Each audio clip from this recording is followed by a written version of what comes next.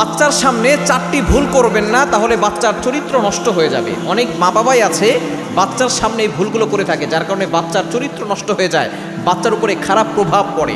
এক নাম্বার হচ্ছে, বাচ্চার বয়স যখন 2 বছর পার হয়ে যাবে তখন আপনি বাচ্চার সামনে কাপড় পরিবর্তন করবেন না। অনেকেই আছে ছোট বাচ্চাদের সামনে এটা করা উচিত নয়, কারণ 2 বছর পরে থেকে কিন্তু বাচ্চারা অনেক কিছু বুঝে এবং অনেক কিছু তারা স্মরণ রাখতে পারে। এজন্য 2 বছর পরে কিন্তু মায়ের স্তন থেকে দুধ পান করাও ইসলাম সাপোর্ট করে না। এজন্য অবশ্যই বাচ্চার সামনে কাপড় চেঞ্জ করতে আপনি অবশ্যই সতর্ক থাকবেন, আর নাহলে বাচ্চার উপরে খারাপ প্রভাব পড়বে, বাচ্চার চরিত্র নষ্ট হয়ে যাবে। দ্বিতীয় নাম্বার হচ্ছে, বাচ্চার সামনে কখনো অন্যের সমালোচনা করবেন না। অনেক মা বাবা এমন আছে বাচ্চার সামনে অমুক কি করেছে তমুক কি করেছে গীবত করে। এই আল গীবাতু আশাদ্দু মিনাজ জিনা, গীবত ইজ হার্ডার দ্যান ফরনিকেশন।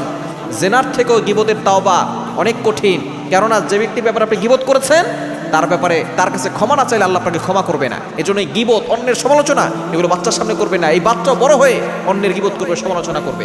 এবং 3 নাম্বার হচ্ছে, বাচ্চার সামনে ঝগড়া করবেন না।